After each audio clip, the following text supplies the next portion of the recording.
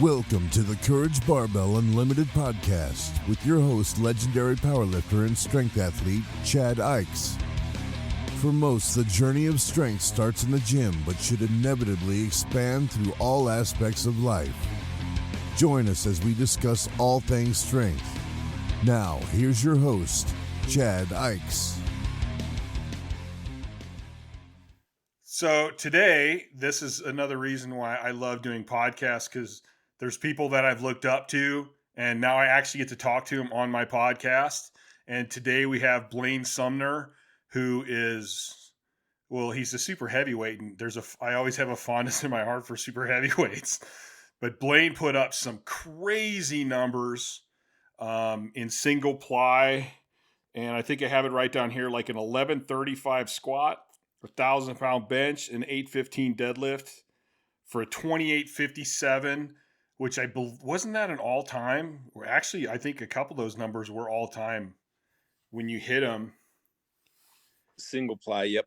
Yeah, I remember, because I've been following you for a long time, and I remember looking at your numbers and like, damn, those are big numbers, man. It was cool to hear you start that intro saying that you look up to me or whatever. I remember back when Powerlifting USA was big and I was first getting started, my dad and I all the time looking up to you and your numbers and talking about you all the time, because I can't remember what years you were at your peak, but it was definitely at the time where I was starting to get more into the sport. And yeah, you're a name that we talked about frequently in my household growing up. So it's cool to be here. That's awesome. I'm honored by that. I still like it's weird, and you probably kind of feel the same way, I would imagine, at this point. Like, you kind of make it to the top level, but you still don't really think of yourself that way, and you're still looking at other lifters and you're still like, holy shit, look at that lifter and look what they're doing, and you're still like amazed by what everyone else is doing. Exactly. And even at that, like, it's the sport changes, it gets better, it progresses. That's a good thing for the sport. So I'm looking at it and I'm looking at your numbers and go, dude, this dude just kicked my ass and he's single ply. I was double ply. So you still I just still have this appreciation for it, So like, it's still exciting to me to watch lifters, and even there's some of the raw guys now. I'm like, wow, like those numbers were not even thought of possible as raw at that time. But that's the progression of the sport, and that's awesome. It's been unreal. The explosion's been absurd the last handful of years. Yes, there's definitely a big wave going on. So I don't know that much about your past. So I kind of want to start with, like, when did you get into lifting? You played college ball, right? Yep. Yeah. So I was always an athlete as my primary goal through growing up, through Little League and high school. I did football, wrestling, and lacrosse, and then a little bit of track and field in high school. But football and wrestling were always my favorite sports, my top goals. When I got into high school, kind of got exposed to the weight training and always loved it and fell in love with it. I was real skinny and small as a high school freshman. I was about 6 foot, 135 pounds, and was piss poor weak. I remember you at 135. Are there pictures of this somewhere? Wrestling pictures of me in a singlet back around that size. Yeah. See, this is the kind of shit I really love, especially for my listeners, because you have, well, I can't put on size. Oh yeah, you can. There's a lot of big guys that started out pretty skinny. Just genetically, I think that's kind of my natural build, because my brother, who never got into strength training, he's about my height and, I don't know, 200 pounds less than me. Wow. So how tall are you? 6'3". Okay, so you're a little taller than me, but I think because I was about my best competition weight was 380 to 385. That's exactly where I was too. So we're pretty close. Yeah. So you basically, it's like I would say my natural body weight like always fluctuated between probably 220 to around 275, like before powerlifting, before I got crazy. Uh-huh. What do you say? What do you think your natural weight is? Like, what does your brother weigh? I think my brother's about 185. Oh, Jesus. Well, I got a brother that's actually about 185 too. And so my dad has always been into strength training and powerlifting, and actually was my first exposure to it. So he's bigger than average, but my uncle is about the same build as my brother, tall and Yeah. skinny, and that's too before I got into the weights. So you were carrying a couple 100 pounds, probably more than your natural body weight. Yeah. Yep. So Yeah. I So tell people, you can get bigger. You got to eat more, man. You're not forcing it.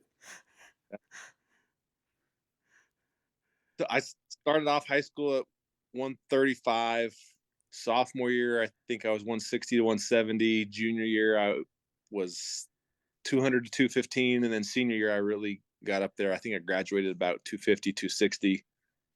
How strong were you in high school, like lifting wise? Freshman, I was piss poor weak. Like I remember doing our training as incoming freshman to the high school team. I think I had the second weakest bench on the team.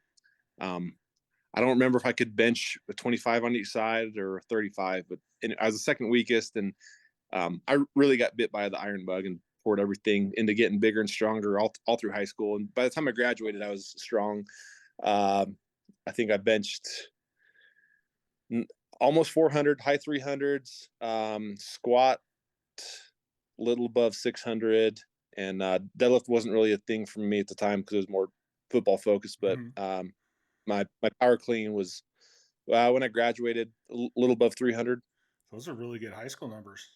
So did your dad kind of help you? When your dad, because you said your dad was into it, did he kind of help you in high school, or did you just kind of do your own thing with the football and stuff?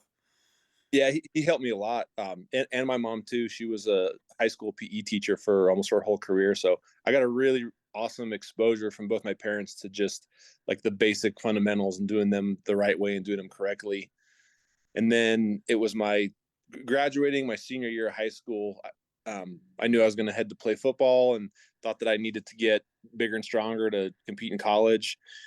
And so my dad helped me find a powerlifting gym because he'd been out of the sport for so long and he didn't know who was what, and found me a gym in Colorado ran by Dan and Jen Gaudreau, who were a USAPL associated gym, and they were state chairs for forever and ever. And they're both world level competitors.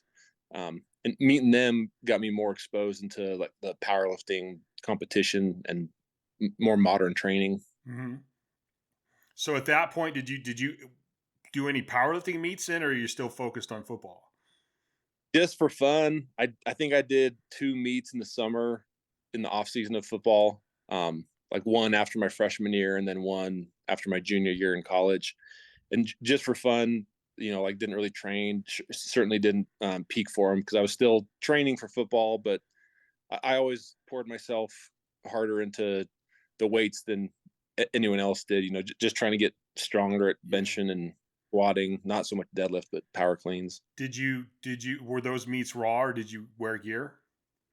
The first couple, the first 1 or 2 was raw, but at that time, so it had been like 2008 to 2010. Raw still wasn't much of a thing, so I half were raw, I'd say, and then half were single ply. What were your numbers then? So like, what was your first 3 lift meet? I think my first 3 lift meet was the summer between my high school and college years. I think I squatted with knee wraps. I think it was like 650. My competition bench was probably like 360, having to pause it, after doing the football stuff. I didn't hardly train deadlifts because of football. I think my deadlift was maybe 550, 600.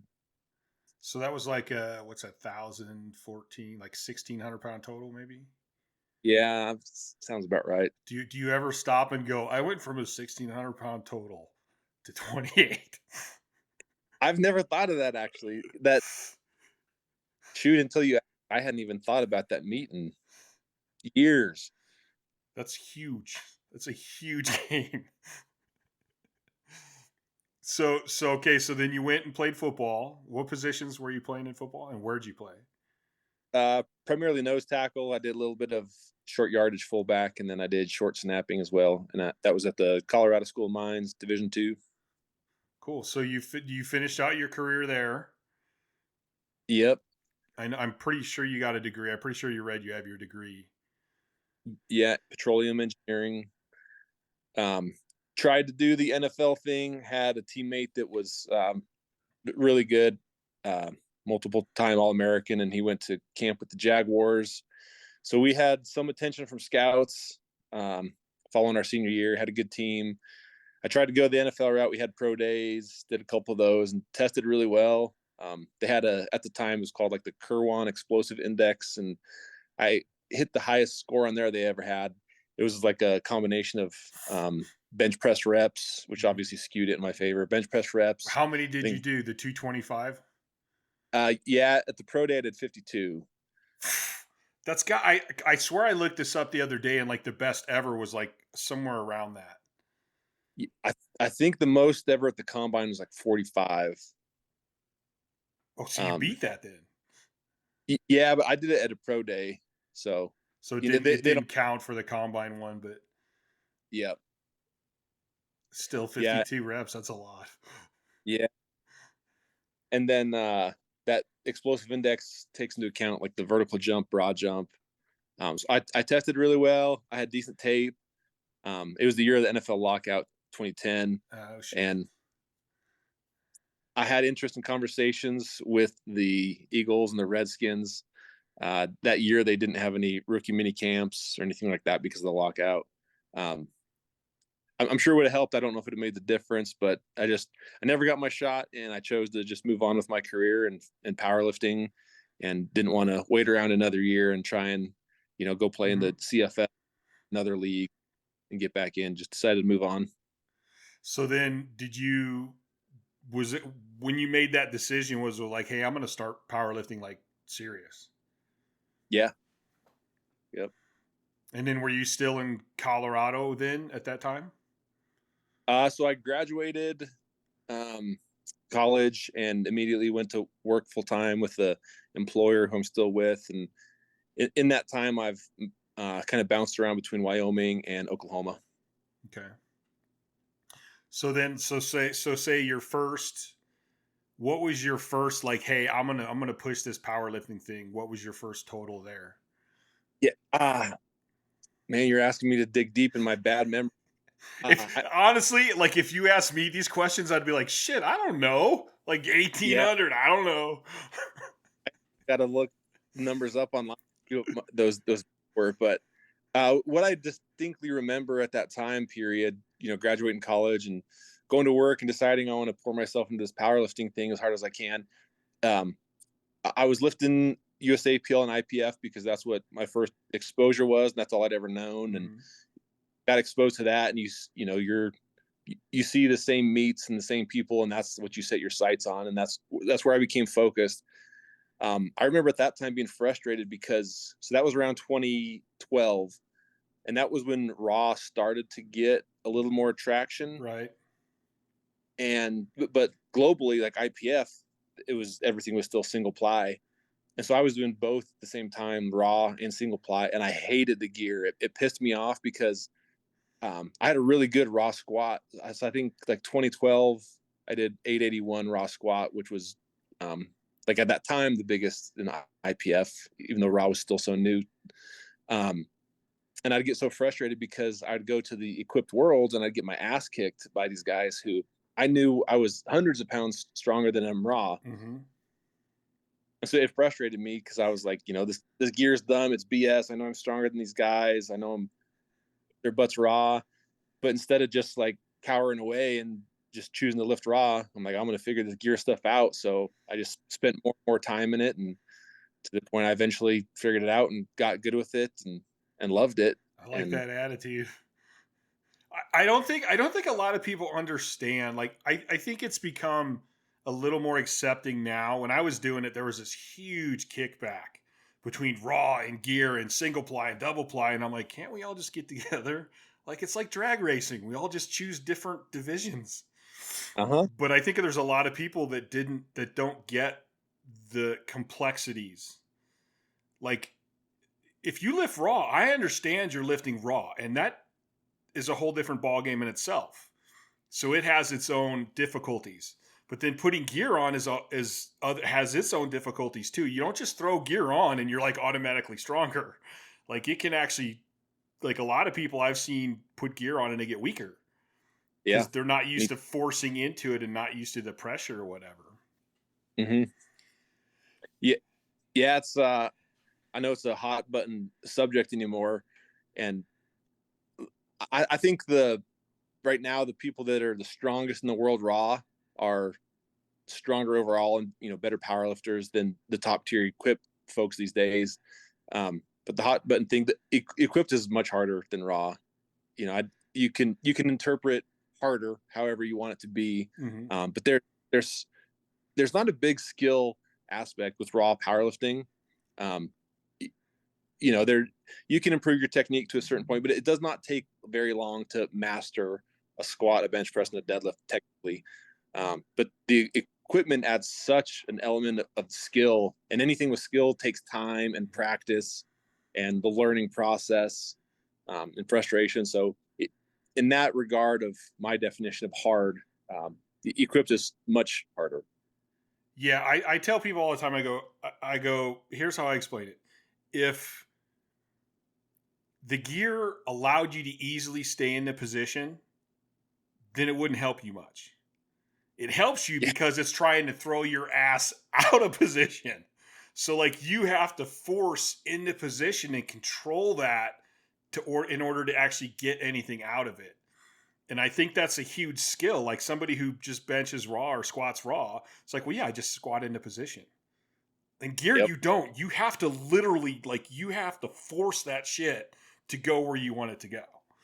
Yeah. And I think that's a whole different ballgame. And I've always respected raw lifting. I've always lifted some raw. I didn't really do that many competitions raw. To me, it's just different. It's just, I like it all. It's still lifting to me. Yeah.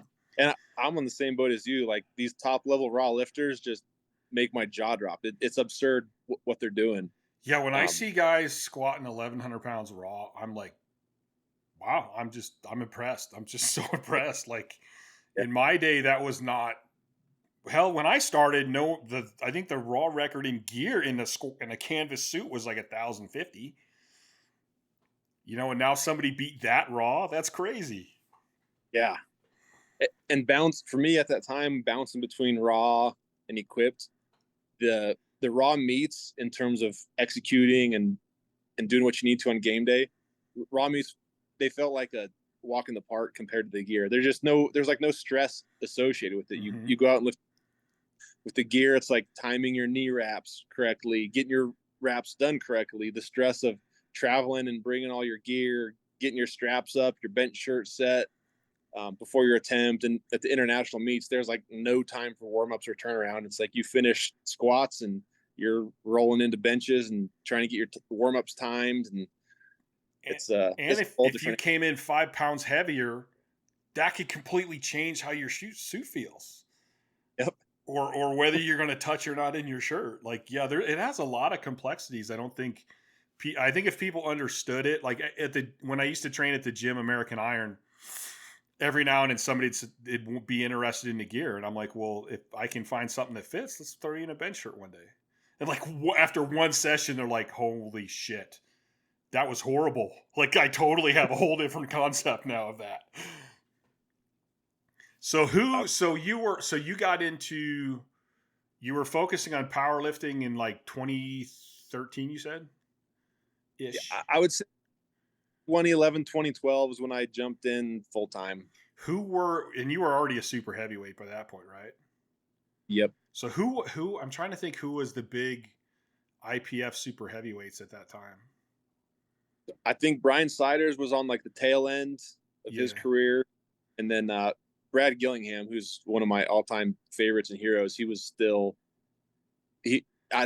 had kind of transitioned over to Raw at that point. But Siders and Gillingham were like the IPF guys that I looked up to coming up. both of those, I did a meet with Siders one time, and he was so fun to talk to. He has a one eye that wanders. Uh-huh. I kept going like, what are you looking at, Brian? And but he was just raw strong. Yeah. And Gillingham, god damn, how long did Gillingham compete? I mean, like my whole career, Gillingham was good, like one of the best IPF guys. Yeah. He's deadlifted over 800 pounds. I'll get it totally wrong, but it's like well over 100 times or something in competition. It's absurd. His longevity, deadlift, insane. It was his hand strength was ridiculous too. So you come in, and what, like, by that time after college, what was your first? Do you like give me a ballpark of what your first meet was? The first big meet I can think of after college was the essentially the Raw Worlds in 2012, which was like the first year they had it. I think so IPF Raw, I squatted 881, I benched 512 and deadlifted maybe like 733. And then I did Equip Worlds that same year. So I got first at Raw Worlds, and I think I got like sixth at Equip Worlds. So the Equipped Worlds that year, I had squatted 1,000 in gear, but I didn't at that meet. I did maybe like 980 or something at that meet, maybe like a 580 to 630 something bench, and probably a 730-ish deadlift. So you were still 22 something probably. Yeah. Around there. So that even by that time though, by that time were you thinking I can do some damage here? On the Equip side, no, that like I was still at that point, because I just looking around, I was like, I know I'm, especially on the squat, like I could destroy these guys. Why do I suck so much? So it took a few years to get to the point where I could smash them. So that was because when did you hit your? I think I have it right here. So where's the date on this thing? So like 2020 is when you put up your 2850. Yep. So that was still 8 years from like after graduating college. Yeah. I graduated in 2010, I guess. So after. I think I like to, when I have guests on here, I like to kind of go through their history, because it seems like there's a lot of younger lifters that just think they can do this. Like in a year, I could be benching 500 pounds. Yeah. And I'm like, just because you like these people, like if you like these lifters and respect them, like go back and look at their history and look. I mean, it takes time to get that strong. Like it just doesn't happen overnight. And I like it, like you people like, well, he was just born big. Like, how do you know that? You don't know that. Like, go look and actually see. Because that was quite a journey you had to get to that point. It wasn't like, oh, hey, he's just naturally strong and like, Yeah. In the age of instant gratification, and there's always examples now, especially on social media. It's easy to find an outlier of a guy that has been a guy or girl that's been competing for 2 years and they're at the top of the world, but that's the exception, not the rule. It's the true exception. A lot of those people still, like, maybe they've been lifting for a long time and you just never heard of them. Exactly. I mean, which is funny too, because you could be lifting for 10 years and then finally you get to this point and then bam, you're really popular in 2 years. Yes. But it took 10 years to actually get there. Yeah. 10 years to become an overnight success. So one of the things that has always impressed me about you, I'm going to start with this one first. The damn chicken shakes. I tried it. I got down one chicken shake and said, I am never doing that again. Did you honestly do those regularly? Religiously. Forever. 8 of them a day religiously. Oh my God. Was the first one hard? Or like it took a long time to get to the point where I could get them cooked and blended to the right consistency and drink them. Like it was a lot of failed attempts. because I started off like the natural thing to do. Oh, you grill a nice chicken breast and you season it just like you would want to eat it, and you start blending that. And that was the wrong way. It took a few iterations to figure out you need to cook that as bland and as plain as possible. Yeah, I tried it and I'm like, oh, I don't know if it's the consistency or the smell or like you know that soda Big Red that tastes like bubble gum. I can't even drink that because I'm like, no, my body's telling me I'm supposed to be chewing this, and now I'm drinking it. It's throwing me off. Yeah. So did you start doing that? Just like I had a good sponsor with Muscle Milk, so I definitely leaned on protein drinks just because it got hard to eat enough food to maintain 385 pounds. Is that kind of why you did the chicken shake? Because you're like, I need real food, but if I the faster I can get it down, the easier it is. That's 100% the reason I had to do it. So I, I don't know my natural body weight, but obviously I was tall and skinny, and that's kind of my natural build. And I did not have the appetite to eat. I still don't have a big appetite. So there was no way that I could consume enough calories to get up to 385 pounds. So I had to figure out ways to do it. And I realized I could chug a liquid calorie shake. I had tried the chicken and the beef and the rice and the potatoes, and I could eat probably a third or a half of what my daily calorie requirements were. Um, so I didn't have the appetite to eat, so I had to figure out how I could chug it. Yeah. I was the same way. Everybody thinks and assumes that I like they're like, "Oh, it must have been great that you could eat all that food." And I'm like, "No, I hated it. Like I It's horrible. hated eating. Like I worked at wine and liquor warehouse, and like guys would actually watch me eat lunch because they would be laughing. And they're like, "Dude, how long have you chewed that last bite?" And I'm like 100 times.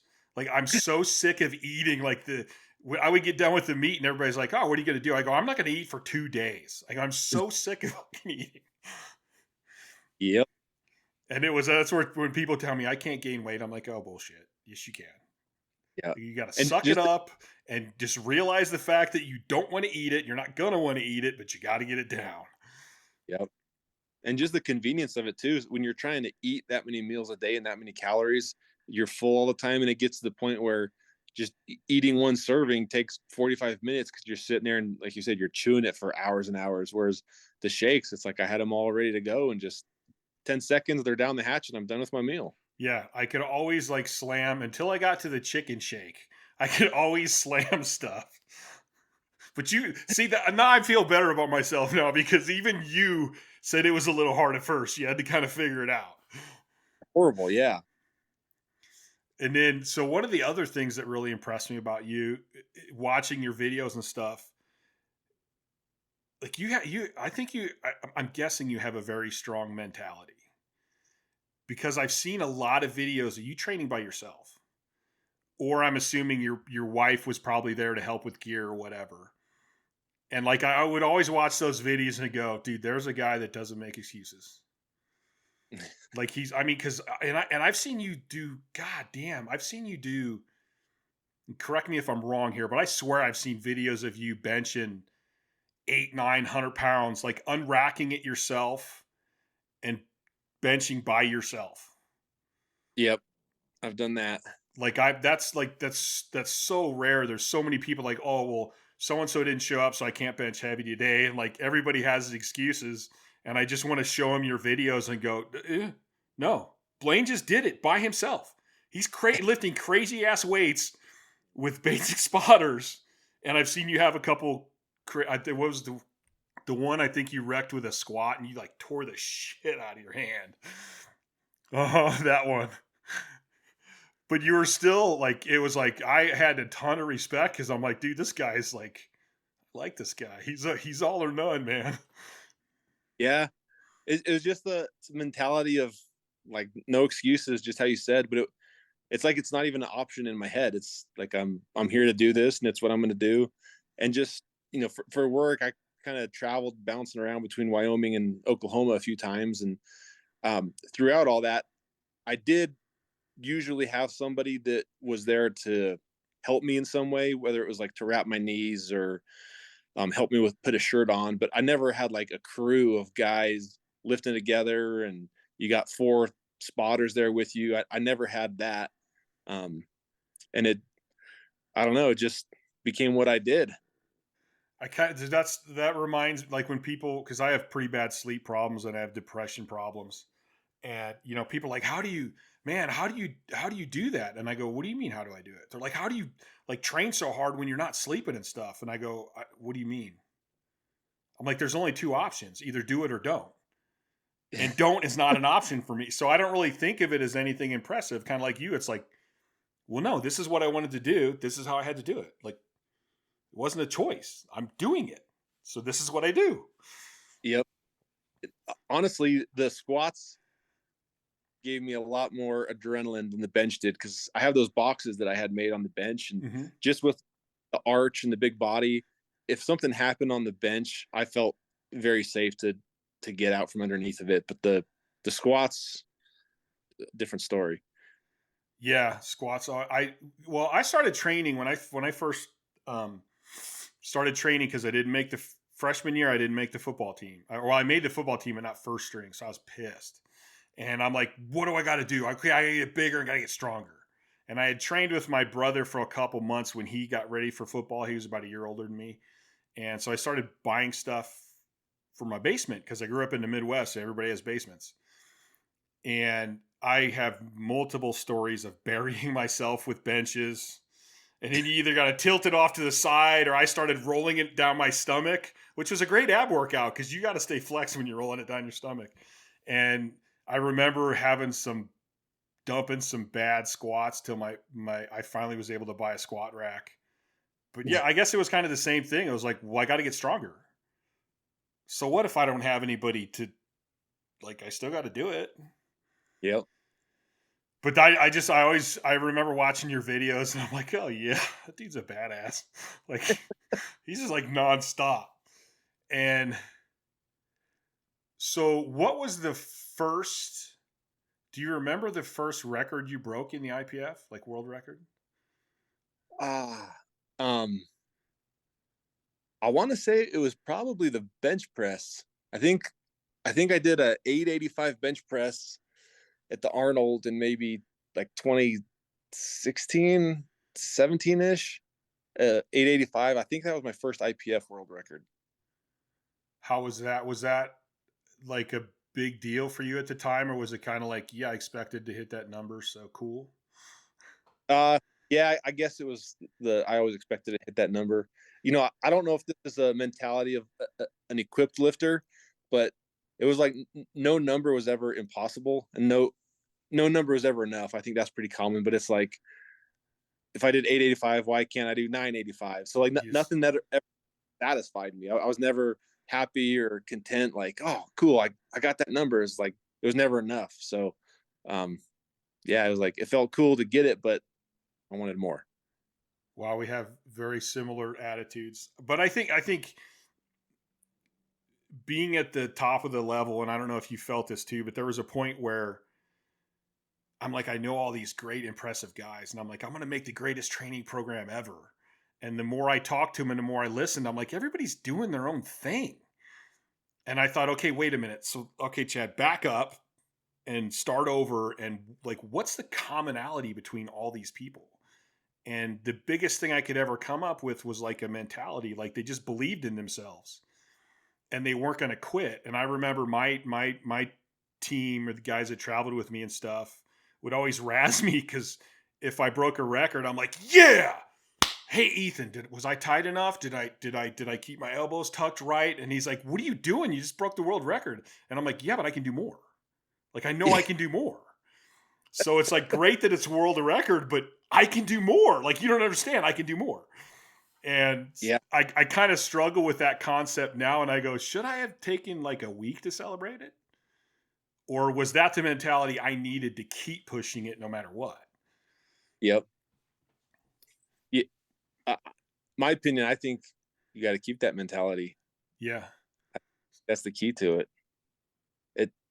It's nice to stop and smell the roses, but you got to you got that mentality or you don't. I think there's a certain mentality. I wonder this concept too. Like, can I teach someone that mentality? And I don't think you can. I think you either have it or you don't. Yeah. I mean, I think you could probably improve it a little bit and make some people better. But I think there's that drive. I mean, even if like looking back at what you're telling me now and about your career and stuff, I mean, you sounds like you kind of had that the whole time. Maybe you developed it and refined it. But I mean, you were a skinny kid. You didn't go, "Oh, well, I'm a skinny kid. I can't get big. I'm a skinny kid. I can't get strong." You were like, "Yes, so what? I'm gonna." Yeah. You got to have that obsessive, undying, just tunnel vision, get it at all costs mentality to achieve things like that. So then I actually I had Andrew Locke on, which I think you know, and we were kind of Yep. talking about you, and basically, is the reason you stopped competing at that level over the last few years was from the back injury, right? Yeah. And I can't remember what Andrew said you had. Did you break the spinous process in the back, or didn't you have something to do with your vertebrae? Yep. It was kind of a cascading of events. So I blew up my L5 S1 disc in like 2008. Real common. A lot of people have done it, and it's something I just dealt with through my career. Mm-hmm. I would have a after a meet or after a heavy squat, I'd have a relapse like a couple times a year. It would, send me into the typical disc pain where I was kind of jacked up for 2 weeks or so.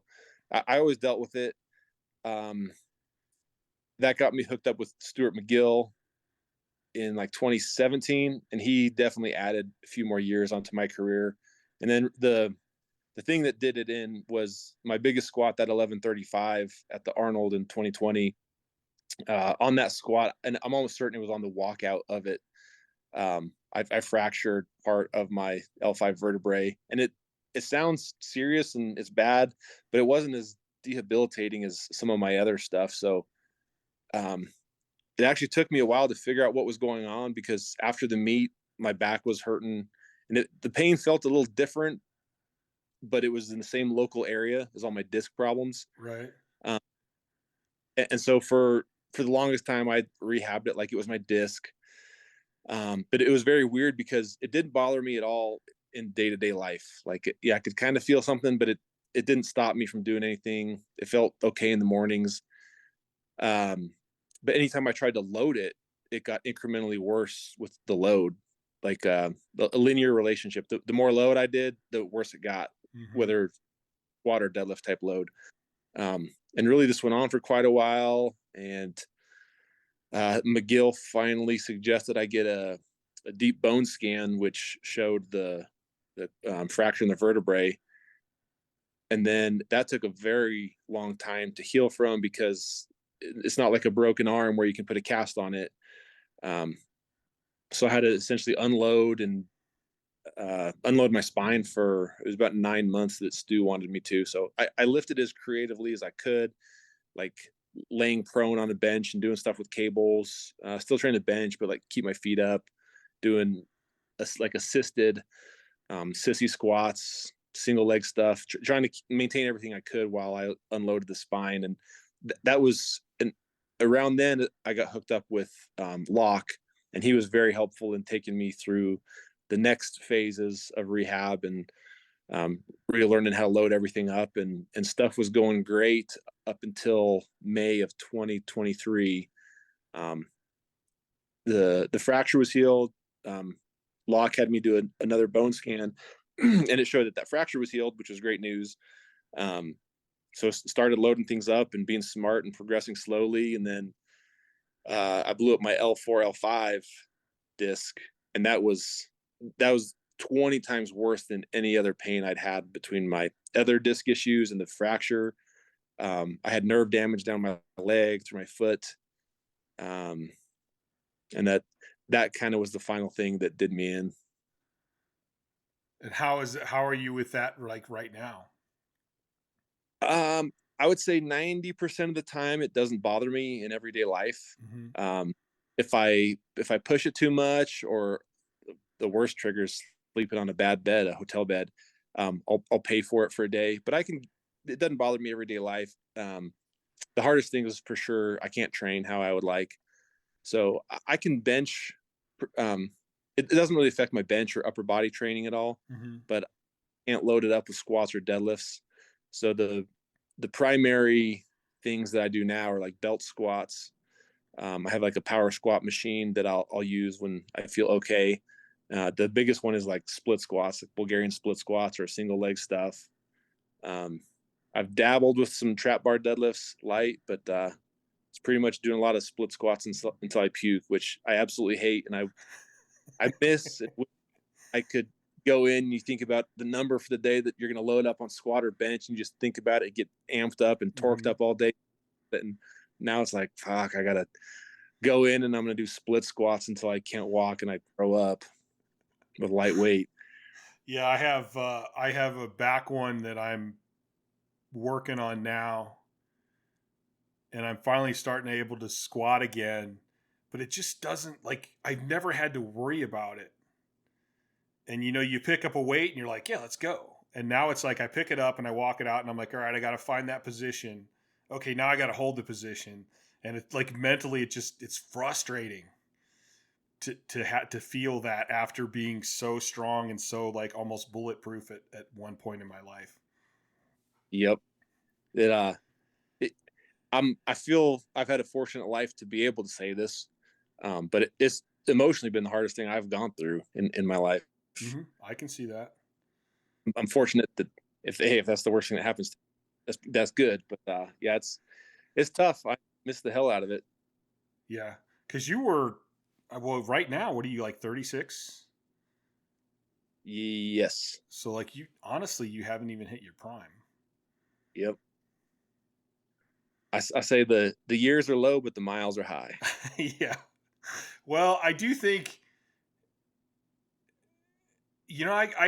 I'm 52 now, and like, other than this little back injury, and this back injury came because I had a granite company. So I was installing counters and bent over, cutting sinkholes, and like that's what tweaked my back. But even then, my back's getting better now. Like my shoulders are good, my knees are good, my hips are good. I'm like, I got through pretty good. And I think the smarter you lift, and I think the better your technique is and stuff, you can do it longer. But the fact of the matter is, we're putting weight on our body that I don't think any human body was actually designed to deal with. Yeah. And so it has to take some toll at some point. Did your hips and knees bother you when you were at your prime? No. I think a big part of that is the gear, because both hips and both knees are bad on me. Both my hip labrums are torn, but both of them came from raw squatting and like the ultra deep IPF deep squat. But putting the squat suit on was the only thing in the world that gave me relief from the hip pain. And I think if I never went crazy with raw squats and I was always in a suit for heavy stuff, I don't think I would have hip issues. Yeah, when I was late getting into powerlifting because I threw the shot put in college, and I had chronic compartment syndrome, which they didn't really weren't able to diagnose until college. Then we had surgery. Surgery didn't work, so they're basically like, listen, if you keep throwing, you have a chance of, we're gonna have to amputate your legs at some point. And I'm like, yeah, I don't want that. Like, I love throwing, but nothing's worth losing my legs. So I had to stop throwing, but I was still able to lift. And I found that if I had lifting in my life, I didn't get in much trouble. The few times I stopped lifting, I would start getting in trouble. So I kept lifting, and I like to lift heavy. So when I found powerlifting at like 27 or 28. And at that time, I think I was squatting like 545 for 5 sets of 5, like Olympic style, ass to ground. And my knees would ache for 4 days after every session. And then once I got into powerlifting, and I'm like, I need to learn more, and I started learning technique and stuff, all of a sudden my knees didn't hurt anymore. And then I started going into gear. And yeah, I do think the gear, because like even if I mean, even if you get a little loose, the gear helps keep everything really tight.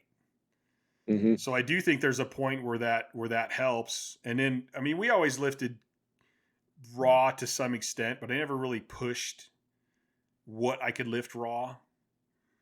So it is an interesting idea of, does the gear actually help Yeah.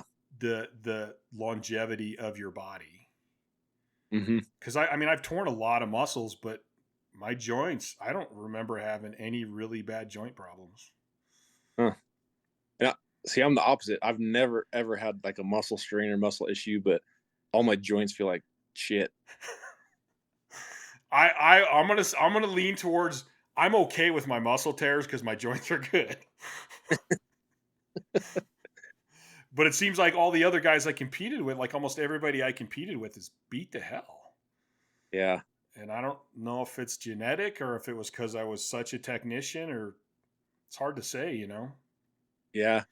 McGill said something that really stuck with me, and it's he was talking about my back, but it applies to hip joints or joints in general. But if you want a healthy back or healthy whatever, the best thing you can do is pick your parents.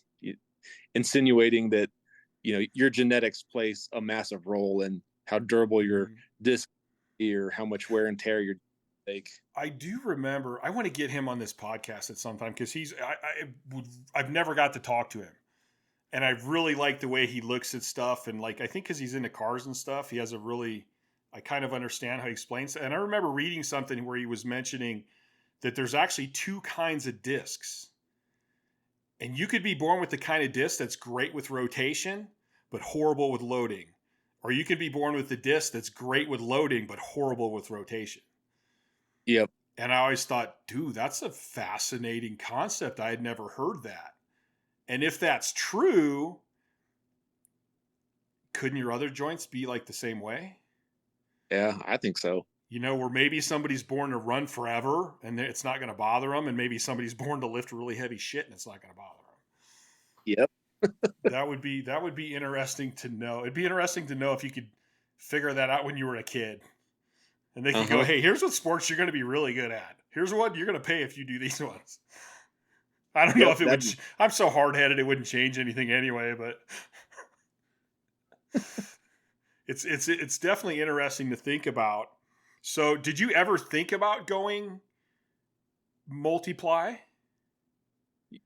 Towards the very end of my career, so towards 2020, there was the closest I'd ever been, and for the reasoning being, I felt like competing the way I was in the IPF was just a ticking time bomb, and it ended up being, the squatting the weights that I was, with the bars that they had, with the depth requirements that they were making you go to. I just knew it was a ticking time bomb for me. And I just felt like if I could not have to walk weight out, and I could have a thicker bar, and I could squat 1 or 2 inches higher, that even though the weight would be more, that it would be better on my body. So, if I didn't end up having this downfall of my back, I don't know where I would have landed. It's fun to think about, but at the end of the day, I don't know if I would ever have been like, jumped, because you just compete in one place with a certain familiarity and same competition, that I don't know if I ever could have pulled away from it, but I was thinking very strongly of it towards the end. I know when you said earlier, it was kind of like what you were surrounded with. So that's what you did. And I know people ask me, well, why didn't you lift raw? And because in my day, the best of the best were wearing gear. Yeah. I wanted to compete against the best of the best. So that's what I did. Quite honestly, if I was 27 now, getting into lifting, I'd probably lift raw. Yeah. And the squat depth is an interesting thing, because I'm really into the anatomy and physiology and the structure of the body. And like, you start looking at the hip, and the IPF, they want you to break parallel. Like, at that point, the load on your hip becomes a whole lot more than just hitting parallel. And I've always thought, like, in this rule book, why should you have to break parallel? Shouldn't it be hit parallel? Like, shouldn't that be the line? But that's just the way the federations are, you know. Yep. And something I learned from McGill too is like the hip anatomy that you were talking about. So he McGill tested me, and I have what he called Scottish hips, meaning I have very deep hip sockets, which it's very good for like top end power. So like, the top part of a squat, because it fits in there really good. Yep. But when you get deeper, it's putting a whole lot more stress. Like somebody with a narrow, should not deep. What's the opposite of deep? Shallow. A shallow hip joint is putting nowhere near the amount of stress at the bottom that you're putting on, like that. Which actually is kind of a little more impressive. I mean, you have deep sockets and you still did an insane squat. I think those small things like that, I'm sure I'm not unique. Everyone's got ideal and non-ideal parts of their anatomy, but I think that specifically has hurt me because I'm certain those deep hip sockets are what made me tear both hip labrums trying to get the crazy IPF European depth. Right. And then my hip joint runs out of room, and so at the bottom of my squat, what I need to do to get the rest of the depth, you start. What does that do? Because I can guarantee your pelvis is now not it's probably tilting back, which now is loading up your low back. So yeah, you're just going up to change is changing everything else. I need to ask Eddie Cohn about that because Ed had both his hips replaced, and Squat University posted one like a 930 of his, and I'm like, oh, I gotta watch this, and I reposted it and did it in slow mo, mostly because I wanted to see it in slow mo and I wanted to see a freeze frame at the bottom, so I did it and reposted it, and it's like, holy shit, dude! IPF depth is, especially some of the shit that's getting passed nowadays. IPF depth was a whole different story back then. Yeah. But I wonder if Ed Cohn had deep hip sockets too, if he even knows that. Yeah. Because for him to go as deep as he was, and I mean, he didn't go super wide, but he was pretty wide too. Like, God, how much stress was that on his hips? And maybe that's why he had to get them replaced, because they were deep and he was doing that to it. Yep. Interesting. Because he's got strong. His hands are huge. He's short and his hands are huge. His joints are huge. Yeah. But that made his joints strong. But in terms of trying to hit that depth, it wasn't so great. That's interesting. So, gear kind of became a different thing too. Like around your time, I think they were getting better with the single ply gear to where it was more secure. Like single ply, you could blow the shit out of single ply gear when, back in the day. Yeah. I've seen a lot of bench shirts just blow up. And some of the guys, when I was doing double ply, some of the guys were talking about how the single ply is getting better. And even with Jimmy Kolb, like Jimmy Kolb's, he almost thinks he's better in one of the single plies compared to some of the double plies. So yeah, it's always hard to say what if I would have done this or what if I would have done that, because even when people talk about like raw numbers, I'm like, well, I mean, I'd hit 600 pound raw benches. Like I could still squat over 9 raw. I just never trained it. And then I think, well, what if I would have trained it more? Would it have gotten better? Well, I think so, but maybe not. Maybe I would have started training raw all the time and it wouldn't have helped that much, Like there's all these what ifs, and it's all a bunch of what ifs. Depends, like Dave Tate says. It's still fun to think about, though. It is. I even some of my training partners used to talk about my sleep, because I actually did one competition where I was awake for like 7 or 8 days, and they're like, "Well, what if you would have slept? What could you have done?" And I'm like, I think it would have been crazy, but you know what? Maybe I wouldn't have done as good. I mean, maybe I needed that adversity to like push I don't know, That's a dang good point. And I was thinking about it the other day, because I'm always, I try to help people now. I want to coach. I still love the sport. I want to pass on the knowledge that I have. And I'm always telling people, get your sleep, get your sleep, get your sleep. And then the other day I thought, Chad, you're telling everybody to get your sleep, but you did pretty good with no sleep. So how important is sleep? Valid point. But I also don't want anyone to deal with the depression I've dealt with either, and I think that's tied to my sleep. Sure. So with gear, did you I know some people like tight gear, some people like loose gear. I found that gear can be too tight and actually mess you up. Like, so for me, I wanted it kind of tight, but not crazy tight. Yes. So my only experience, I'm coming from single ply polyester stuff. That's all I've ever touched or known. My squat suit was definitely loose, and part of that was training by myself and learning how to get a suit on and straps up and wrap my knees by myself at times. But Dude, wrapping the your other, knees with a suit on, that's a fucking challenge right there. yeah, I don't think I got ones out of my knee wraps honestly because I hate much, and then I never got a good wrap on them when I was wrapping myself. So training by myself was part of the necessity of a looser suit, but the other piece was I always had horrible times getting depth. Um, even even in a loose suit. So yeah, Again, I had deep hip sockets. that. I so my suit was always pretty loose. Uh, my bench shirt, that's I for sure um, got the best in gear in my bench shirt compared to my squat suit. I got real good with the bench shirt, and it's pretty wild. Like I could put it on myself. The sleeves were tight, but the rest of it wasn't all that tight. So people like in the warm up rooms always thought it was crazy when I was putting the shirt on by myself with ease, like no struggle to get it on. I just learned how to utilize it to get the most carryover. Um, That and kind of then makes sense though. I mean, I was double ply, but I could put my shirt on by myself.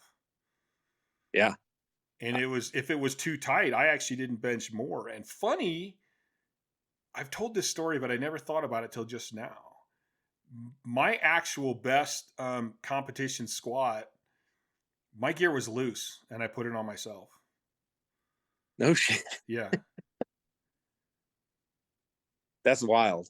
that's actually. I mean, I've told this story because I think I told it the other day to somebody, and I weighed in light, and my gear was kind of older, and I had just picked up all brand new gear from Elite because it was at the Arnold, and my partner was talking to Louie, and I was ready to put my briefs on, and he turns around and I got my briefs on, and he's like, what's that all about? And I go, I don't know. They just slipped on. And he goes, all right, let me get the new ones. And I go, no. I'm not putting new stuff on going into a meet.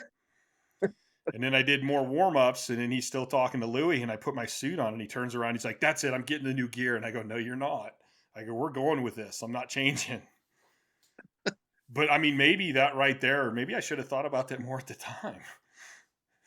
It, wild, especially with the bench shirt. But if stuff gets too tight, it screws your technique up to the point you can't even adhere to what you should be doing in the gear. It hurts you. Like the bench shirt, for example, everyone thinks tighter, but if you get your bench shirt so tight to the point where it's like crushing you when you try and touch, and it extends your range of motion by 2 inches, Yeah, you're better off with a looser shirt that's not going to extend your range of motion. yeah, or if it puts you out of technique where you're not as strong, or out of position where you're not as strong, then what was really the purpose of it?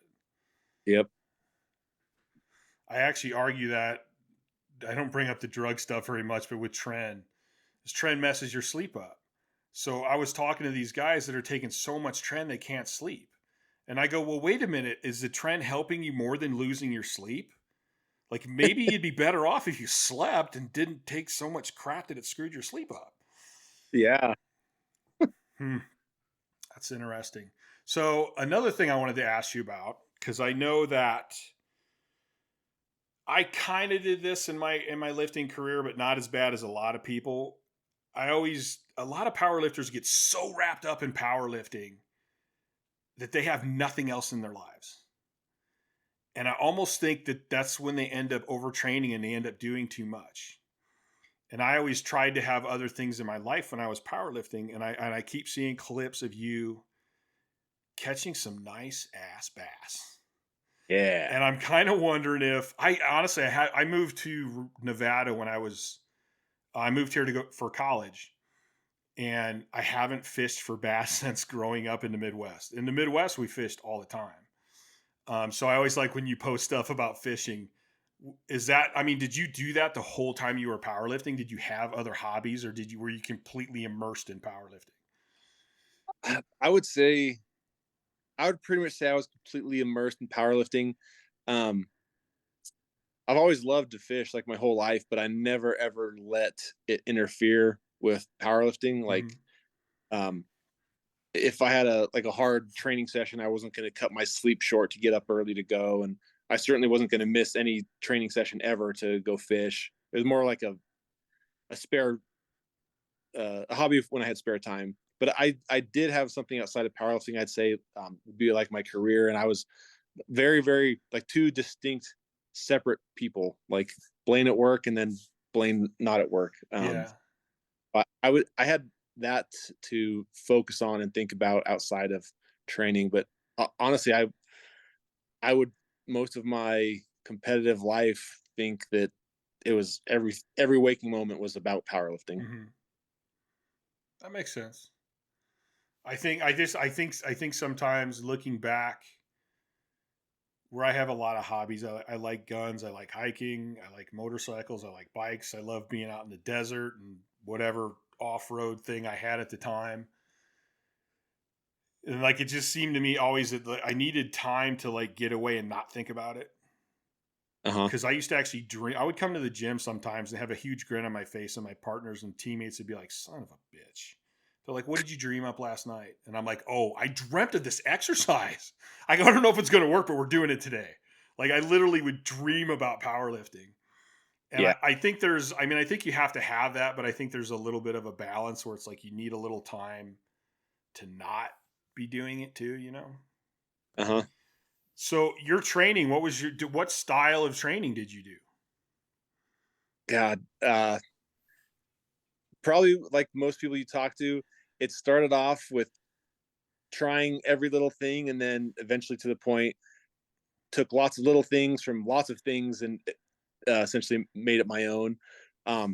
I would say my equipped stuff was ma- I wouldn't say conjugate, but very max effort. Um, so in the gear each week was like singles around my opener weight, but I didn't do much variations in terms of like boxes or bands accommodating resistance. It was almost just like very specific competition style with my gear. Hmm. And my thought process that was I was trying to get as good as possible with my gear. So I didn't want to introduce other variables like contrasting the weight with bands or chains. I wanted to focus on adjusting my suit, like pull the legs higher, pull the straps lower, or mess around with bench shirt. So my variables were how am I using my gear different to do these singles. Um, but I still did heavy focus on raw and bodybuilder type training, even through through all the equip stuff. So the equip stuff was singles, and then the raw stuff I would say was more like Western periodization, where I'd start off my training cycle with singles in the equip squat, and then I'd go do 5x5 in the raw squat, and then I'd follow that up with 5 sets of failure, 12 to 15 reps with leg extension, leg curls type stuff. Did you ever do dynamic work? Um, so I visited Louis in God, I think it was 2017. Um, so I would say prior to that, I thought I was doing dynamic work, but I wasn't. Once I visited him and I understood dynamic work, I incorporated it quite a bit more. And do you use accommodating resistance for that portion though? Yep, but not in gear. Right. That kind of makes sense though. I'm similar to you in that one where like with the max effort stuff, I'm like, I just want to feel straight weight. Because I go chains and bands do not feel the same as straight weight. And I Yeah, kind of think it's gotten so popular now that there's a lot of people using a lot of bands and chains when it's like, come on, just handle some weight. yeah, And especially if you're training in your gear is kind of accommodating resistance.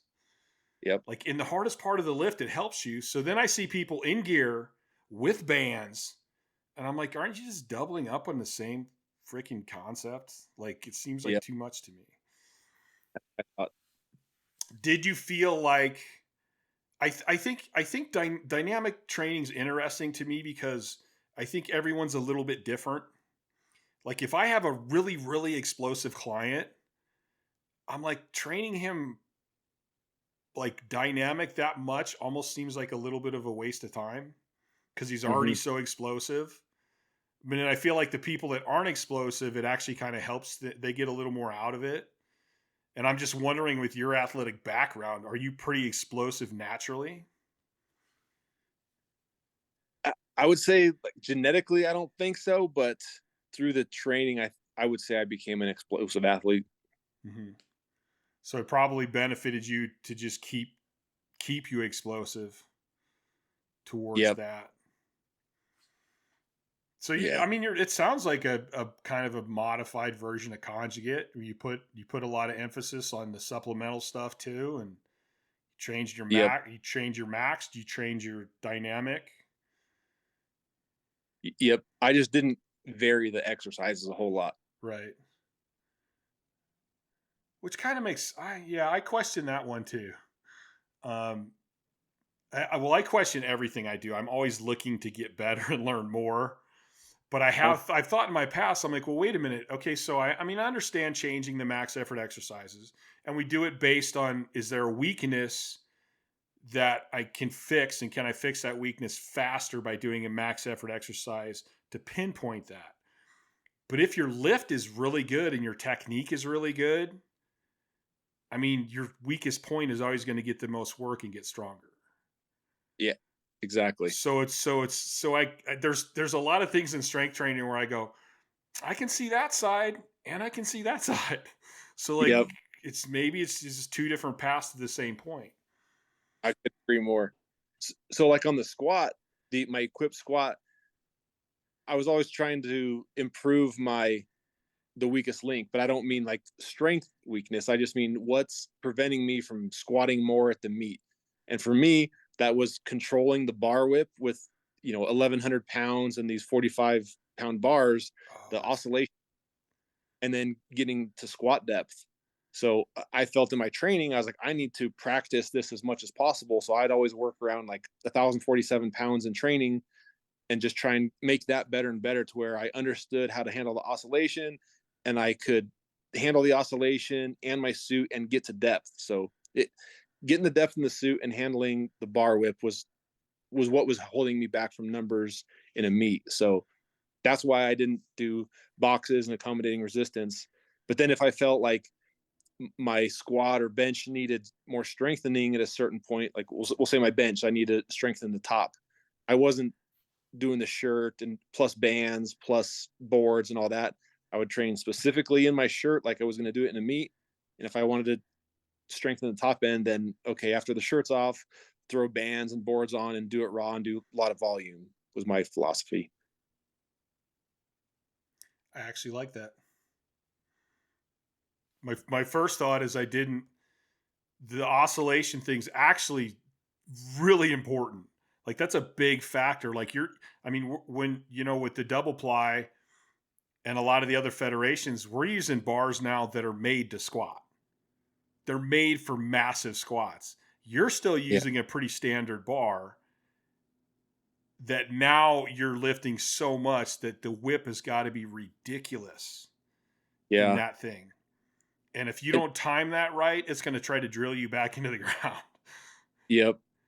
The bar oscillation was the worst thing that I had to deal with. I hated it more than the depth. And it's weird because I didn't call it whip. Like it wasn't an up and down feeling. It's a back and forth feeling. And I think the reason why is that weight with that thin of a bar, the center of gravity became so much lower because the plates were hanging down compared to where the bar was on my back, almost like a bamboo bar.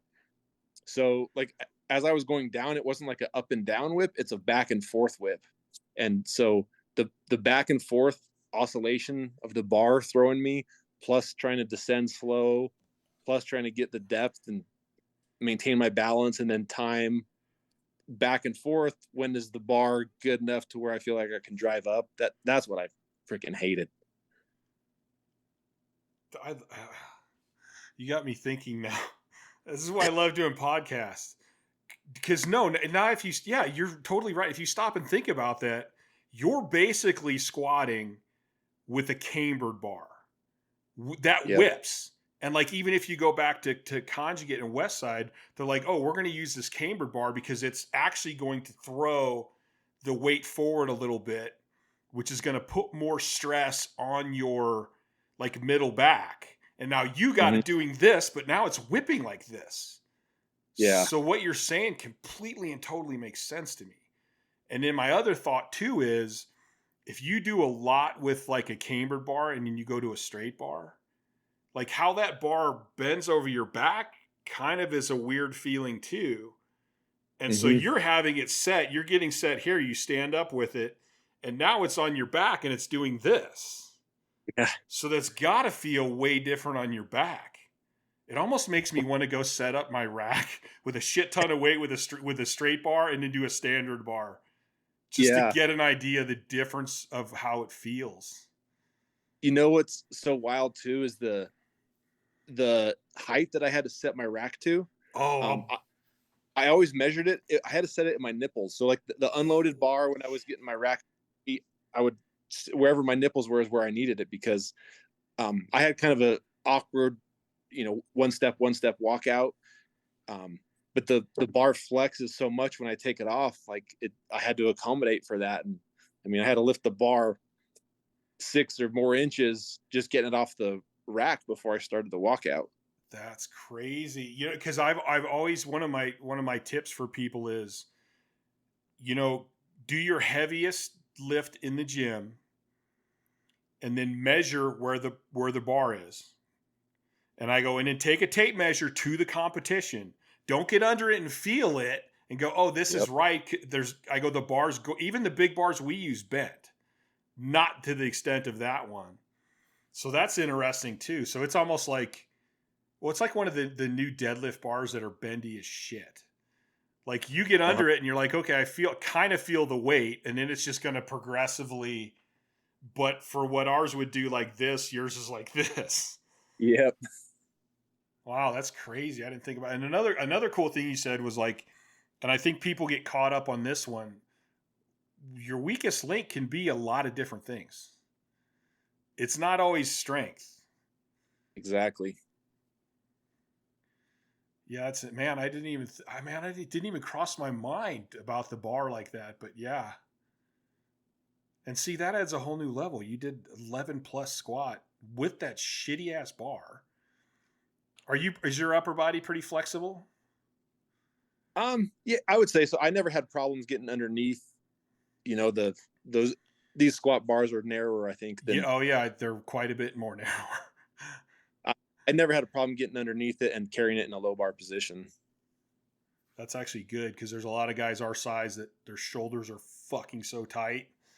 Like even Kaz, I think had out on the back in the day. They used to say he's so big he can't get under the bar, and I would know he's so inflexible and fucked up that he can't get under the bar. But I think he always had his hands like open against the collar or the Huh. end of the sleeve. Yeah. Yeah, that's interesting. The IPF's a little bit behind on some stuff. Yeah. I mean, I, people are getting stronger. The equipment needs to change some for that. yep. I can't see that ever changing either. I don't think they will. I don't think they'll. They're pretty hard headed. Hmm. I actually did my very first competition. Think I did like 2 USAPL competitions, and I remember some of the rules I just didn't get, especially because it was the ones I did were just like not even state meets. They were like regional, like part of the state meet. Hmm. And I had guys. One of my buddies had a pocketed T-shirt, and they wouldn't let him wear it. One of Yep. them worked for Budweiser, so he had his Budweiser T-shirt on. He couldn't wear it. I remember checking into one meet, and they're like, "Okay, what kind of briefs are you going to wear tomorrow?" I'm like, "My underwear." They're like, "Well, we need to see the underwear." I go, "They're tidy whities," and she's like, "Yeah, but we need to see your underwear." I'm like, "Well, here's the ones I have on today. Will that work?" Yeah. There's weird stuff like that, which it's funny 'cause to me, it doesn't feel too weird because it's all I've ever done and known. But then hearing those kind of stories, I'm like, yeah, it's pretty weird. But it's like, again, everything, like there's even in the WPO, I'm like, dude, really? This is what you consider depth? And you want to win. So like if they say, well, that's okay. If you're telling me I can squat that high, then that's where I'm going to go. Yep. Because everyone else I'm competing against is doing it. So Mm-hmm. I think the IPF and USAPL did have some good points. I think their judging was definitely way better. I do, because I used to read the rule books, especially with the squat depth, and I'm like, your book says here to here, but you're making people go here to here. That's not what the Yep. book says. But Yeah. that's one of those things where you can complain and bitch about it all you want, and it's always going to be, that's just part of the sport. It is. And if you choose the sport, that's what it is. If you choose to be a bodybuilder, their rules are subjective as shit in my mind. Yep. But if you choose to do it, that's what you do. I would never do bodybuilding just because the rules would frustrate me. Yep. Exactly. I come from where like, hey man, I didn't step out of the ring, so it counts. Uh-huh. That was strongman that always looked so cool. It's like, because the depth and the judging is what bothered me more than anything else, in lifting. Just the inconsistency of it. Strongman seems so cool because it's like you lock it out over your head, you're good. You can wobble or do whatever, or get the stone up on there. That's all you got to do. Not, oh, your head came off the bench, or this side locked out half a second before that side. Mm-hmm. It's like, here, you need to pull that bar and you need to be locking out at the end. How you get there is your business. In the squat, it was an apparatus. It's like, yeah, you just got to go till those legs touch that thing. Yeah, perfect. Nobody's looking at your hips or your knees, which definitely is a nice factor. Yeah. But then I go, that's not a deadlift. He didn't hold on to it. He had straps. He hitched. Yep. That's funny. I think you had. I mean, so do you think you'll ever compete again at this point? That's something that I think about every night. It keeps me up, and I really don't know. It's like I said, emotionally, it's been the hardest thing that I've ever gone through, and I've toyed with the idea about like, oh, would I be happy doing like masters raw lifting at some point? I don't think the answer is yes. It's like given someone that's addicted to meth or speed, giving them a cigarette and being like, here, get high off of this. If I can't be chasing numbers that I've never done or no one else has ever done, it doesn't get the same juices and adrenaline flowing. Yeah, I've never officially said I'm retired. But then if I start thinking about it, I'm like, eh. And like I had a conversation with Dave Tate one time, and he's like, Chad, I know you. He goes, if you go break a master's record, the first thing you're going to think is like, it's just masters. And I go, you're probably right. Yep. And I also I kind of feel like masters is like, that's for the guys that never competed. Like, I hate saying pro because I don't know anybody who actually makes a living doing it. But like, I would feel kind of like a dick. Because like I was pro and now I'm going to go kill his master's record. And I'm like, that's not really fair. That's more for guys that like, they retired and now this is what they're doing, like I'd rather see them be happy. I mean, not to say I wouldn't do an exhibition maybe or compete, but I just don't see me going after that. Yeah. Like right now, I just try to find these weird goals in my head and go, well, I want to do that. I don't care what the goal is. I just want that goal to have to shoot because I still love training. Mm-hmm. Yeah. The thing that really, I'm like you, I haven't used the word I'm retired.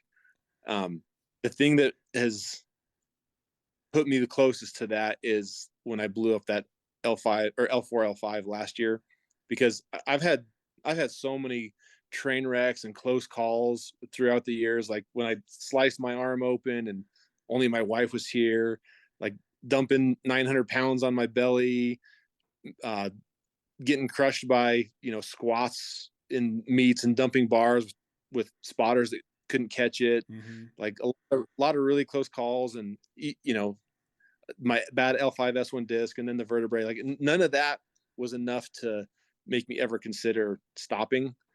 But when I blew up that L4, L5 disc last year and saw for a couple of weeks a snippet of my life, of what life would be like if this was permanent, that scared the living hell out of me. Like, I couldn't go to the bathroom for weeks. Like I couldn't go to the bathroom on my own. The most mobile that I could do was like crawl on my stomach on the ground, because if I sat or stood and that body weight started to compress that bulge and push, and for my wife to be there for every bit of it, like, having to help me go to the bathroom, and couldn't drive, being stuck in the house. I mean, yada yada. Like the scare of if I mess up bad, this is what life could be like forever. That was the closest reality check I've needed, because even all the close calls before that, like never got scared or worried or ever made me hesitate from getting under 1,100 pounds again. But being that close to seeing what it would live like, or seeing what life would be like in a wheelchair or some sort of paralysis, was like, that I don't want that. Yeah, I can understand that. I mean, it's easy. It's easy when we're younger. You're still young, but it's easier to, at that younger point to go, "Oh, I don't care. I'm going for it no matter what." And then like when something happens and you're like, you know what, this would really suck. Like this would Yeah. really suck. And I've been down with 1150 or 1054 I crashed with, and 1173 I crashed with. And I walked away from both of them. And I'm like, that's pretty goddamn lucky. Yeah. Like, cause I mean, with the 1054, actually, like a year and a half earlier, Ed Russ went down with the 1054 and it screwed him. He had like, didn't compete anymore. Mm-hmm. So I definitely can understand there being a point where you go, I've done really good and I put up some crazy, insane numbers, and maybe it's time to like, yeah, reel it in, I guess. I imagine the hard part would be your age, mm-hmm. knowing you didn't hit your peak and kind of be like, Yeah. Emotionally, I'm not ready to be done. But even if I could snap my fingers and be ready to go again, like the things that will set my back now are so minor. I don't think it would be physically possible to load up squats and deadlifts and progress them over year, because I'm still kind of trying to do that, and for my back to stay healthy enough to come close to anything I've done, because the minor things anymore that it takes to set it back is like, yeah, it pretty that doesn't take much to make me pay for it. yeah. And I wonder if I wonder what McGill and Locke say about, like, if you just take it easy over the next 5 years, will it progressively get better? And then if you try to load it up and do another meet, you could end up doing permanent damage that it won't get better. Yep. Huh. That I can't say one thing. The older I get, the easier it is. Because I think I did, let's see, how old was I when, I think I did my best numbers at like 38 or something like that. And then I was destroying myself mentally, because of my sleep and my CNS and my depression. I basically had to stop. Like my family members and my training partners had like an intervention, and they're like, Chad, you're pushing yourself into this point where you're going to kill yourself if you don't stop. So I had to stop and get better, but it was still in my head. Okay, I'm going to get better, and then I'm going to ramp it back up. And that thought was always there. And the older and older I get, I'm like, dude, my window's done, man. Like, you don't even have to worry about this anymore, dude, because not to say I can't do some cool numbers and some cool stuff, but I will never do what I did before. It's not going to happen. Yep. And when you get to that age, it makes it a little bit easier. Uh-huh. Yeah. That where you're at mentally is kind of what I've been thinking about too. It's like if I can squat 800-900 pounds, is that going to make me happy? It's like giving someone that's done speed their whole life a cigarette and saying, "Here, get high off this now." Here's a rock star. Will that be the same? The good analogy. Yeah, I think it's in getting older is interesting to me. Like I don't hate it. I don't have a problem with it. I'm not one of those guys that's trying to be younger, but I'm not going to be that guy that goes, I'm 52. I can't do that. Yeah, So that's it's interesting to go and then go, hey, can I change my thinking and go, hey, I just squatted 800 pounds, but I'm 52. So that's actually not bad. yeah. You know, because I still have that drive. I need that drive. I need those goals. I need things to work towards. Because it is the process that I mean, it's great winning. It's great getting records, but it's always the process. I think that's the deepest love for me. So if I can find Agreed. the process in ways that are healthier for me, and at this point, I mean, here's a good goal that I have. If I'm like 85 and I can get on a platform and lift, that would be awesome. That's badass. So maybe my goal is to like not destroy myself so bad that I can't do that, but to be Uh-huh. able to just to be able to do that. Yeah. And I have a friend who I have helped him here and there, and I think I talked to him the other day. He's 72 and he's benching like I think he's around 340, 350 right now raw. And I'm like, dude, 400 would be cool. And he goes, yep. He goes, I wanted to talk to you because I want to know if you can help me get to like 400. And I'm like, 400 pounds at 70?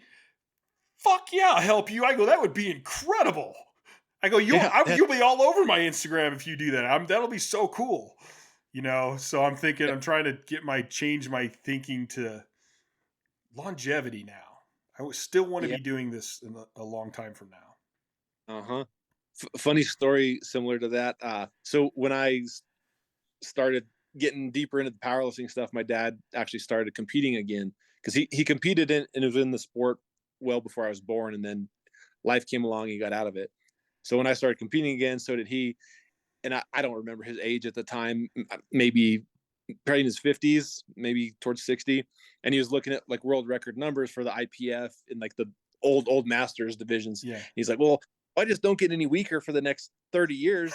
I these world records. And, sure enough, gets hurt and can't. But it's funny to think back on that now.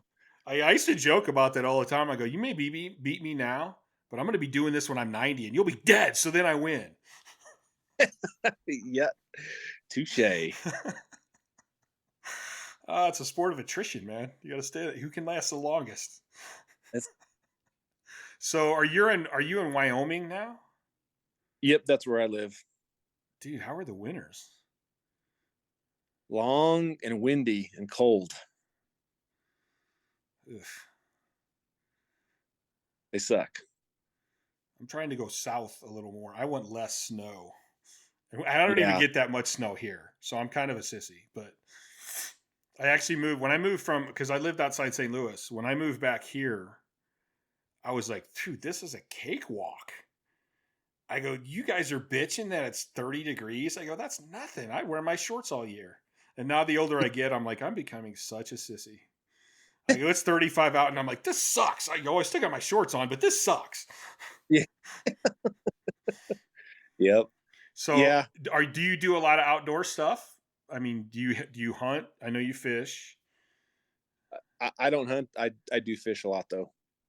So, is Wyoming a cool place for you to live when it's warm anyway? Yeah. Spring, summer, fall. It's the best. There's no people. There's no crowds. There's no traffic. It's You're speaking my language now. unbelievable amounts of open space. I've driven through Wyoming, but I can't say that I've ever spent any time there. I know the times I drove through there, I'm like, this place is amazing. Yeah, it rocks. I love it. And I was, I've seen you. What's the biggest bass you've ever caught? I've got some big smallmouth in Montana, close to 7 pounds, but the largemouth fishing here sucks. I Really? caught yeah, it's too cold for them to have much of a growing season. Oh, that makes sense. I did catch one right at 10 pounds when I lived in Oklahoma.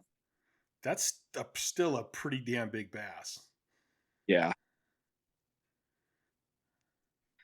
God, I haven't been fishing in so long. Now that I think about it, Yeah. I love it. I enjoyed fishing, although I kind of get spoiled sometimes. I don't have very good patience. Yeah, it does require patience. It's a good calming thing to do, though. It is, I just to think. be outside, away from people. Blaine, I really, really appreciate you being on. It was great to catch up with you. It'd be cool to have you on again at some other point. I'm sure. There's probably lots more things we could talk about. Um, Absolutely.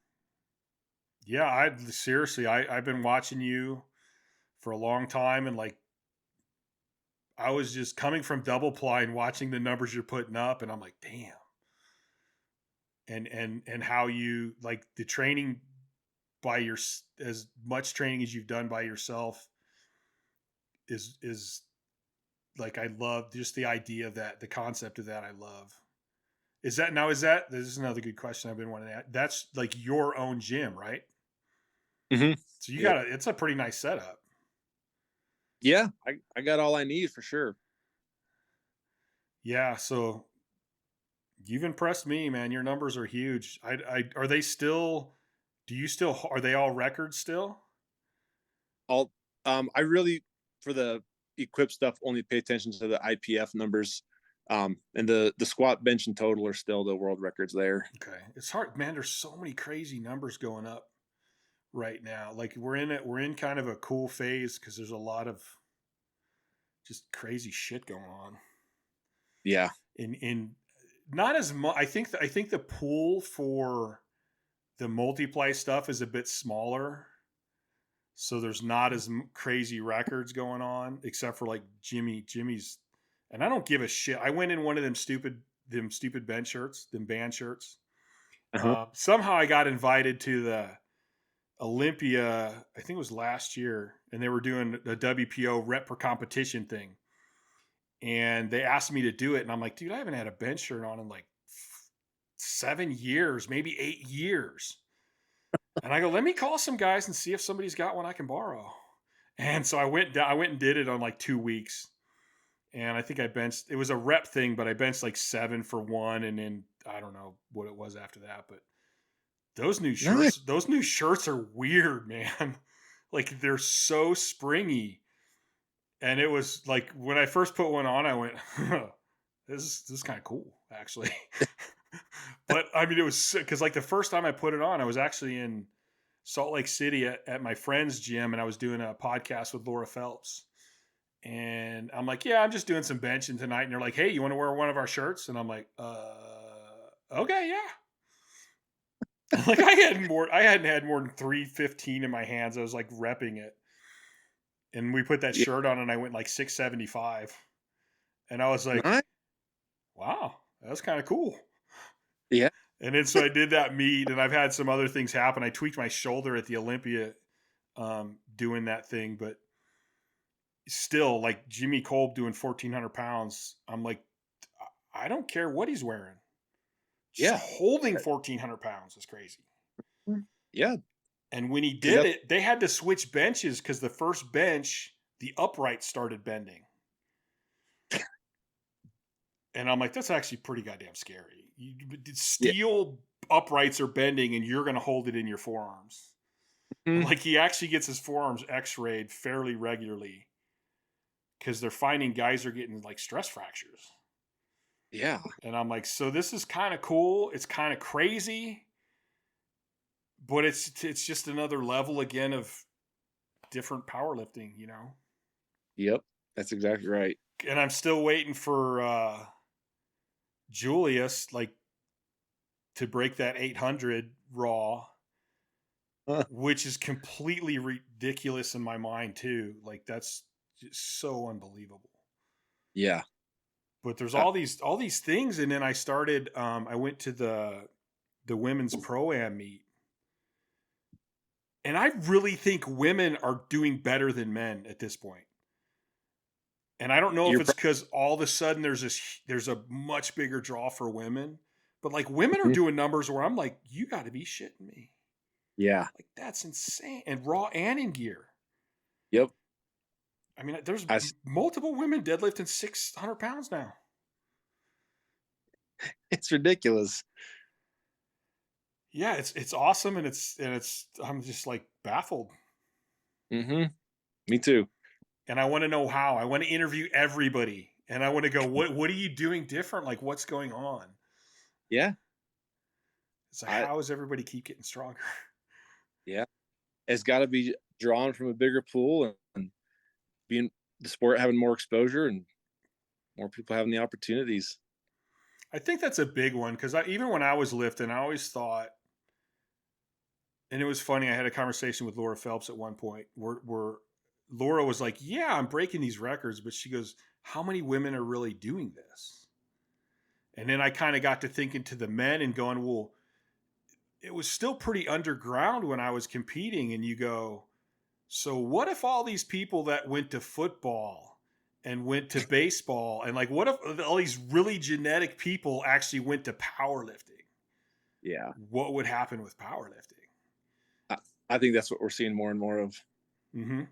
That to me, that makes sense. That would explain where we're just getting a better draw of these genetic freaks. Yep. As I was watching Dan Bell, I gotta try to get a hold of Dan Bell. I want to get him on here too. And like he's just a huge his joints are just huge. Yeah. And it's like just some guys, people that are just stronger. They were probably always there, but never even heard of powerlifting. Yep. That's what I think's going on. Interesting. All right, sir. I'm going to end the podcast here. I appreciate you being on. Like, it was great getting to talk to you. If you ever want to be on again, or if I call, I would be more than happy to have you on again and talk more about all this shit because I love it. Heck yeah. It's awesome to talk to you, Chad. I wasn't just blowing smoke at the beginning. Like, your name and Donnie's names were the big name dudes, super heavyweights that my dad and I kept reading about and looking up to. And I was coming up, and I remember reading your EFS training log all the time. So being here chatting to you, it's an honor for me. I hope that that's where I kind of hope that like some of the stuff we did maybe helped a little with you getting to where you were at a little bit quicker or a little bit better or something like that. And I mean, maybe that's two part of why the numbers are going up, because everybody's passing on knowledge now. Mm-hmm. And each people get a little bit smarter, a little bit faster. I mean, I look at my career and go, man, if I only knew now, if I could start knowing what I know now, what could I have done? Uh-huh. Interesting. Yeah. You played a huge role in mine for sure. I'm honored because you just watching you, like your numbers. Because I remember thinking at one point, Jesus, he just beat me, and he did it in single play gear. Yeah, evolves, which is cool. I mean, I love it. You have to love it. Like, and if you love the sport, you want it to get better. Like, you want people to beat you. Like, I can't keep my records forever. Well, I haven't, because most of them are gone now. But like, I never even wanted to. Like, that would mean I don't like the sport. Like, somebody has to beat my record, because the sport gets boring when people don't beat records. Yeah, and keep it going. All right, sir. I'm going to hit my outro. Again, it was awesome.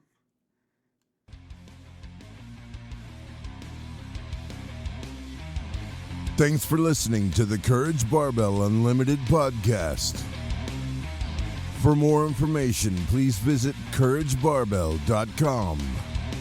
Until next time.